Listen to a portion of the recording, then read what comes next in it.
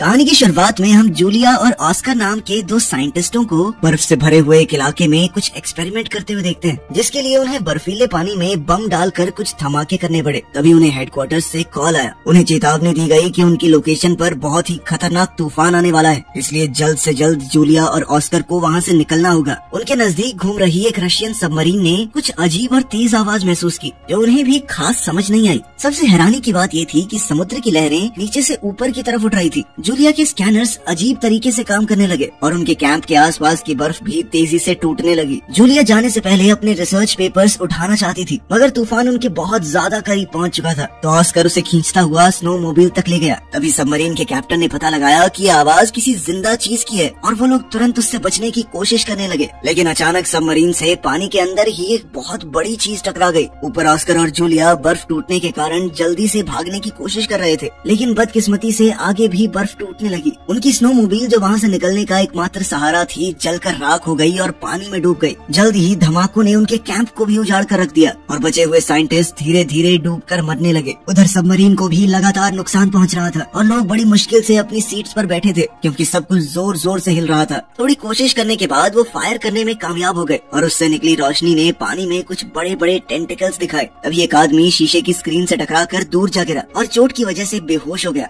इससे पहले कि सबमरीन पूरी तरह डूब जाए, एक ऑफिसर ने इमरजेंसी मैसेज दबा दिया और रशियन नेवी के हेडक्वार्टर्स में सबमरीन के गायब होने की खबर पहुंच गई, क्योंकि उस सबमरीन में बहुत जरूरी हथियार थे। इसीलिए वो या तो उसे बचाने और अगर बचा नहीं सकते तो उड़ाने के लिए रेस्क्यू टीम भेजते हैं। इस मिशन को विक्टर लीड करेगा, जो पानी में फंसी हुई सबमरीन के कैप्टन का भाई है। उनका परिवार परेशान था कि कहीं विक्टर भी वहाँ गायब ना हो जाए। उसकी माँ को बहुत ज्यादा टेंशन हो रही थी, इसीलिए उन्होंने विक्टर को एक घड़ी दी, जो कि विक्टर के पिता की थी, जो अब इस दुनिया में नहीं है। उन्होंने कहा कि ये तुम्हारी रक्षा करेगी, वो जहाँ भी होंगे तुम्हारा ध्यान रखेंगे।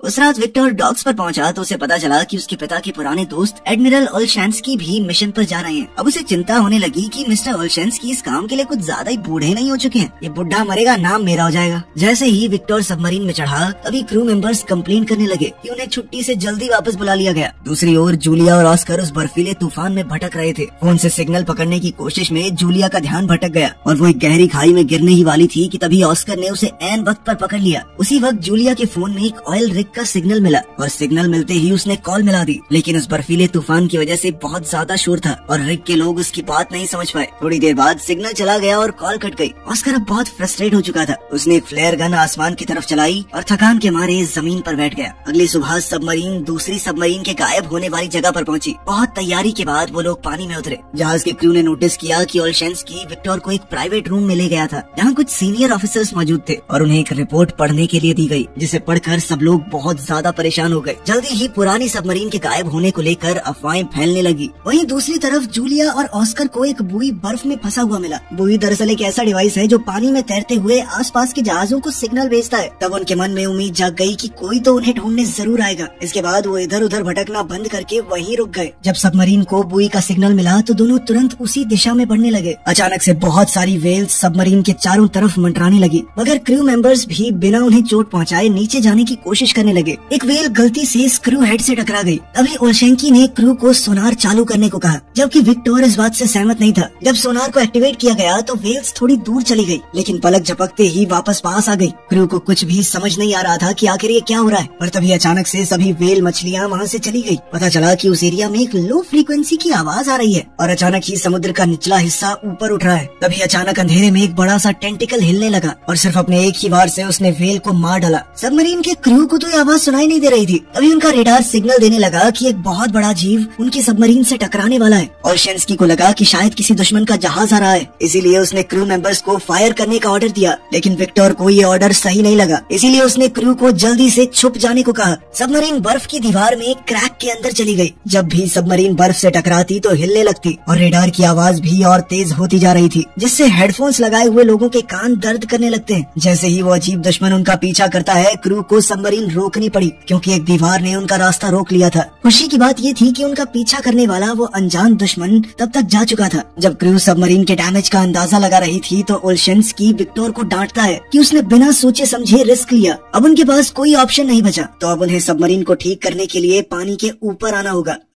वहीं जूलिया और ऑस्कर कुछ पत्थरों के पास चिपक कर गर्मी लेने की कोशिश कर रहे थे। अचानक बर्फ टूटने की आवाज सुनाई दी और सबमरीन पानी से बाहर निकल आई। सबमरीन में से लोग तुरंत बचे हुए लोगों को देखकर उनसे मिलने के लिए आए। ये पता होने के बावजूद भी कि ये लोग उस सबमरीन के तो नहीं हैं जिसके ऊपर हमला हुआ था। क्रू मेंबर्स ने उनकी बात ध्यान से सुनी। विक्टर ने बुई को चेक किया और फिर ओल्शेंस्की से बात करने गया। ओल्शेंस्की का कहना था कि इन दोनों को थोड़ा खाना देकर यहीं छोड़ दो, क्योंकि हो सकता है कि ये दूसरे देश के जासूस हों। लेकिन विक्टर ने उन पर थोड़ी दया करते हुए उन्हें सबमरीन में बैठा लिया। मरम्मत का काम पूरा होते ही सबमरीन फिर से पानी में चली गई और उन्होंने बुई के पास सर्च करना शुरू किया। मेडिकल चेकअप के बाद जूलिया और ऑस्कर को खाना दिया गया। फिर विक्टर ने उन्हें मैप दिखाकर उनके कैंप की लोकेशन पूछी और साथ ही ये भी पूछा कि क्या उन्होंने कुछ अजीब देखा है। जूलिया बताती है कि उन्होंने वहाँ बड़े बड़े धमाके देखे थे। विक्टर को लगा कि शायद यही उसके भाई की सबमरीन के डूबने की वजह है। सारा क्रू आगे की योजना के बारे में बात करने लगा, लेकिन ओल्शेंस्की ने कहा कि हमें वापस चलना चाहिए, क्योंकि थोड़ी देर पहले रडार में जो भी चीज थी वो खतरा वापस आ सकता है। अगर हम पर फिर से अटैक हुआ तो इमरजेंसी सिग्नल भेजना तक मुश्किल होगा। लेकिन विक्टर अपने भाई को ढूंढने के लिए बेचैन था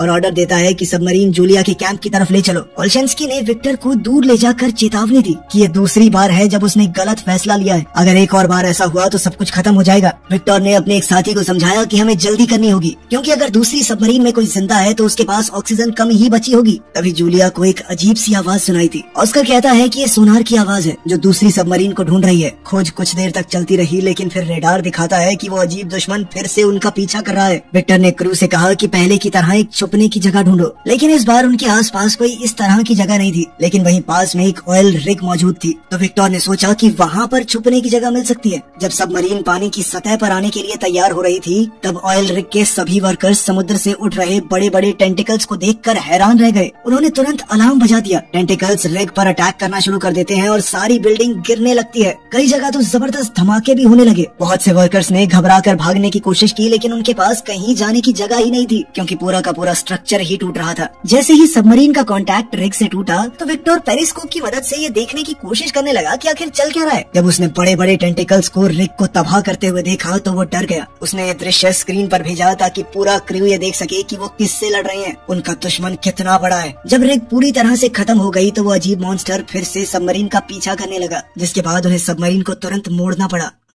ओल्शेंस्की सोचने लगा कि विक्टर का क्रू को वो बड़ा सा मॉन्स्टर दिखाना उसकी तीसरी गलती थी और उसने सीधे तौर पर कहा कि अब से लीडरशिप मैं संभालूंगा। उसने जल्दी से कहा कि 2 टॉर्पीडो इसके ऊपर दाग दो और वो सीधा टारगेट को जाकर लगे। इस पर ओल्शेंस्की ने कहा कि ऐसे किया जाता है काम, लेकिन उसका चेहरा मरे हुए फूल की तरह मुरझा गया जब एक ऑफिसर कहता है कि दुश्मन अब भी जिंदा है और अब और गुस्से में आगे बढ़ रहा है और टॉर्पीडोज छोड़े जाते हैं। एक और धमाका होता है, मेन टारगेट को फिर से लगता है, लेकिन ये भी उस बड़े से मॉन्स्टर को मारने के लिए काफी नहीं था। मॉन्स्टर सबमरीन का पीछा करता रहता है और ओल्शेंस्की डर के मारे कुछ नहीं कर पाता। तब विक्टर ने फिर से कमान संभाली और क्रू से कहा कि जितना हो सके सबमरीन को तेज भगाओ। वो लोग उस मॉन्स्टर के ज्यादातर अटैक्स से बच गए, लेकिन एक टेंटिकल सबमरीन को लगा, जिससे सबमरीन को थोड़ा नुकसान तो पहुंचा। वहाँ पर काम कर रहे लोगों को भी बहुत चोट आई। विक्टर का भी सर टकरा गया और उसे चक्कर आने लगे। कुछ कंप्यूटर्स में शॉर्ट सर्किट हो जाते हैं और एक कंप्यूटर तो एक आदमी के ऊपर गिर गया। सबमरीन डूबने लगती है और वो मॉन्स्टर इस मौके का फायदा उठाकर एक और जोर का हमला करता है। अचानक से मिसाइल वाले कंपार्टमेंट में धमाका हो गया। वहाँ पर बुरी तरह से आग लग गई, जिसके बाद जहाज के क्रू ने वहाँ पर वेंटिलेशन बंद करके एरिया को पूरी तरह सील कर दिया। 7 लोगों ने वहीं रुककर एक्सटिंग्विशर की मदद से आग को बुझाने की कोशिश की, लेकिन टेंटिकल के एक और जबरदस्त वार से सबमरीन तेजी से नीचे गिरने लगती है। रेडार दिखाता है कि उस जानवर ने उन्हें चारों तरफ से घेर लिया है। जब क्रू ने ध्यान से देखा तो पता चला कि वो मॉन्स्टर एक क्रैकन है, आज के ऑक्टोपस का एक बहुत बड़ा रूप। क्रैकन के बारे में पुराने समय में बहुत सी कहानियाँ लिखी गई हैं। अब क्योंकि उनके पास एक आखिरी मिसाइल बची है तो उसे बहुत सोच समझ कर इस्तेमाल करना होगा। वो लोग आपस में डिस्कशन करने लगे कि आगे क्या करना चाहिए। विक्टर ने कहा कि सबमरीन को साइलेंट मोड पर ले जाओ, क्योंकि समुद्री जानवर आमतौर पर आवाजों से शिकार करते हैं। इसी वजह से टॉर्पीडो रूम में मौजूद वर्कर्स को आग बुझाने का काम रोकना पड़ता है, जिससे वहाँ पर कार्बन डाइऑक्साइड और कार्बन मोनोऑक्साइड के लेवल बढ़ने लगे। क्रैकन की आवाज कम्युनिकेशन ऑफिसर के कानों में बुरी तरह चुभ रही थी। टॉर्पीडो वाले कमरे में मौजूद लोग सोचने लगते हैं कि क्या हम ऐसे ही मर जाएंगे, लेकिन खुशकिस्मती से विक्टर का प्लान काम करने लगा और वो क्रैकन वहाँ से दूर चला गया। अब वो लोग दोबारा से अपने काम पर लग सकते हैं, लेकिन तब तक आग इतनी ज्यादा फैल चुकी थी कि थोड़े से एक्सटिंग्विशर से बुझाना पॉसिबल ही नहीं था। कुछ लोग आग से जलने लगे और तभी विक्टर ने सबको कहा कि कंपार्टमेंट खाली कर दो, जो चीज जल रही है जलने दो, बस अपनी जान बचाओ। कुछ ऑफिसर जब फायर एरिया से बाहर निकल रहे थे तो वो बुरी तरह से घायल हो गए, लेकिन बाकी के क्रू ने उन्हें दरवाजे के पार ले आने में उनकी मदद की। आखिरी सेकंड में दरवाजा बंद कर दिया गया ताकि आग बाकी हिस्सों तक न पहुंच सके। टॉर्पीडो कंपार्टमेंट का प्रेशर कंट्रोल करके आखिरकार आग बुझा दी जाती है। ये वहाँ पर लोगों के होते हुए नहीं किया जा सकता था। इसके बाद जो लोग अभी भी ठीक थे उन्हें रिपेयर का काम दे दिया गया और जो लोग घायल थे उन्हें इन्फर्मरी या उनके कमरों में भेज दिया गया। ऑस्कर और जूलिया ने उनकी चोटों का इलाज करने में मदद की, जिससे क्रू उन पर भरोसा करने लगा। बाद में विक्टर क्रू से उनके विचार पूछता है कि अब क्या करना चाहिए। सभी कहते हैं कि हमें वापस जाना चाहिए क्योंकि हमें दूसरी सबमरीन की लोकेशन का कुछ नहीं पता और क्रैकन से बचने के लिए कोई सुरक्षा नहीं है हमारे पास। ओलशेंस्की ने विक्टर को याद दिलाया कि तुम्हारे पिता एक हीरो थे जो एक सबमरीन इंसिडेंट में लोगों को बचाते हुए शहीद हुए थे। काफी सोचने के बाद अब विक्टर भी मान गया कि वापस चलने में ही भलाई है। जब सबमरीन घर लौटने लगी, विक्टर अपने पिता की लिखी हुई आखिरी चिट्ठी पढ़ता है। तभी जूलिया उसके कमरे में आई और देखती है कि वहाँ पर कुछ पक्षी थे। विक्टर ने बताया कि उन्हें ऑक्सीजन लेवल चेक करने के लिए रखा गया है।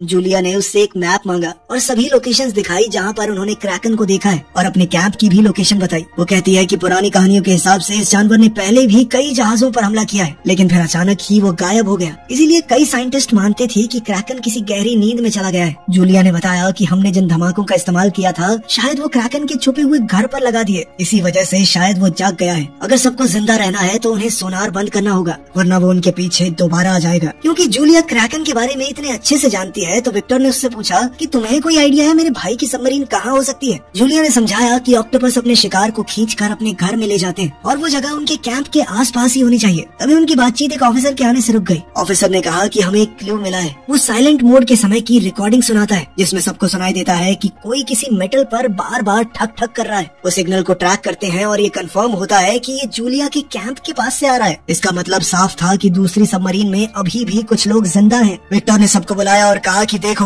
हमारे फौजी उस सबमरीन में बंद हैं, जिंदगी और मौत के बीच जूझ रहे हैं वो। अगर उन्हें हम नहीं बचाएंगे तो कौन बचाएगा? ये मत सोचना कि मैं सिर्फ अपने भाई के लिए वहाँ जाना चाहता हूँ। अगर तुम में से कोई भी वहाँ होता तो मैं एक आदमी के लिए भी यही करता। जिसके बाद उसने अपने साथियों को सीधे ऑर्डर दिया कि सबमरीन को जूलिया के कैंप की तरफ ले चलो। अचानक मशीन और दीवारों में से नट बोल्ट्स निकलने लगे, ग्लास और लाइट्स टूट गई। इसका मतलब था कि सबमरीन ज्यादा गहरे पानी में चली गई है, जिस वजह से वो लोग सबमरीन को थोड़ा ऊपर लेकर गए। तब एक ऑफिसर ने नोटिस किया कि हम तो कुछ अलग ही जगह पर आ चुके हैं। विक्टर ने कहा कि हमें एक मिनी सबमरीन भेजनी चाहिए इस जगह को अच्छे से देखने के लिए। क्योंकि मिनी सबमरीन का पायलट पिछले अटैक में इंजर्ड हो गया था, तो विक्टर ने कहा कि मैं खुद जाऊंगा और तब तक ओलशेंस्की कमांड में रहेंगे।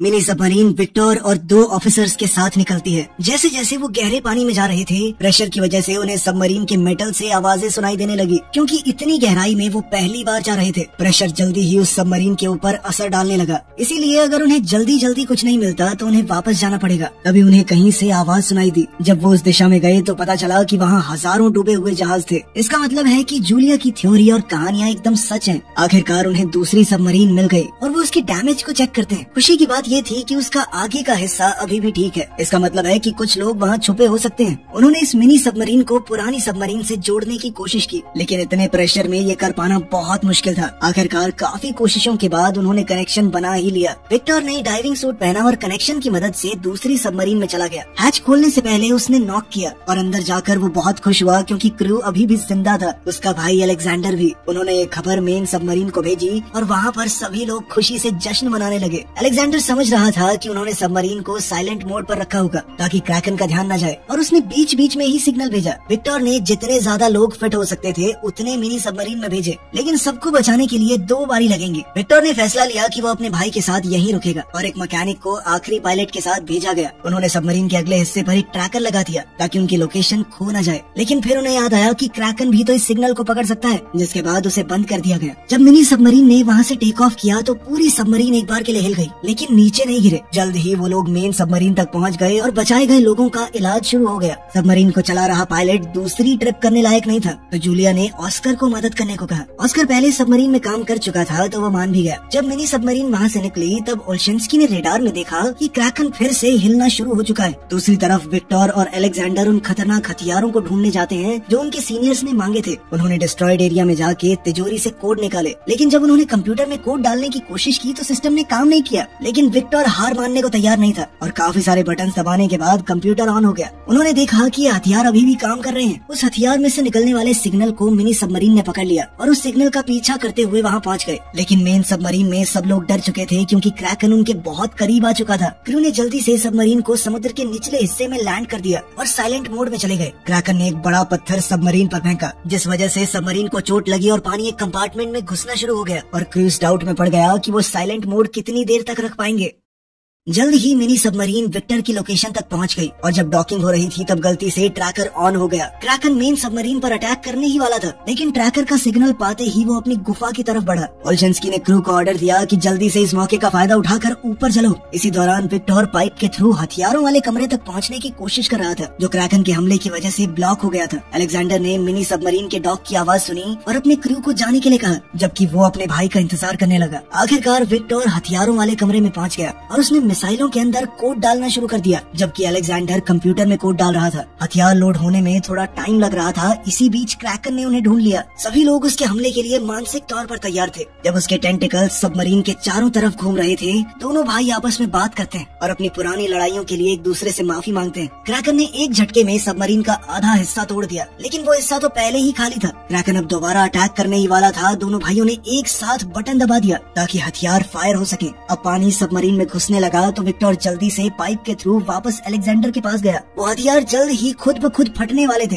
तो दोनों भाई तेजी से निकलने की कोशिश करते हैं। सबमरीन अब डूब रही थी और जोरदार लहरों की वजह से कॉरिडोर में पानी आ रहा था, जिस वजह से दोनों भाई अलग हो गए। विक्टर ने अलेक्जेंडर को ढूंढते हुए उसका हाथ पानी से बाहर निकलते हुए देखा। विक्टर ने तुरंत उसका हाथ पकड़ा और अपने पास खींचने लगा, जब तक अलेक्जेंडर सही सलामत उसके पास नहीं आ गया। दोनों भाई सीढ़ियां चढ़कर मिनी सबमरीन में घुस गए और दरवाजा बंद कर लिया ताकि पानी अंदर न आ सके। अब सिर्फ 2 मिनट बचे हैं धमाके के लिए, लेकिन मिनी सबमरीन लॉन्च नहीं कर पा रही थी। जब वो लोग मेन सबमरीन के साथ जुड़े जुड़े नीचे गिरने लगे तो विक्टर को इमरजेंसी लीवर याद आया। उसे खींचते ही मिनी सबमरीन आखिरकार डिस्कनेक्ट हो गई। फिर वो तेजी से निकलते हैं और हथियारों के फटते ही जो शॉक वेव निकली, उन्होंने मिनी सबमरीन को समुद्र में घुमा दिया। ऊपर मेन सबमरीन में सब लोग बस उनके सही सलामत ऊपर आने का इंतजार कर रहे थे। कुछ देर बाद सब लोगों के हौसले टूट ही रहे थे कि तभी पानी में कुछ बबल्स दिखने लगे। वो मिनी सबमरीन ही थी जो आखिरकार ऊपर आ चुकी थी। आखिरकार वो सभी लोग बच गए और दोनों भाई एक साथ अपनी माँ से मिले। वीडियो पसंद आई तो लाइक कर देना, चैनल को सब्सक्राइब कर लेना। मिलते हैं अगले वीडियो में।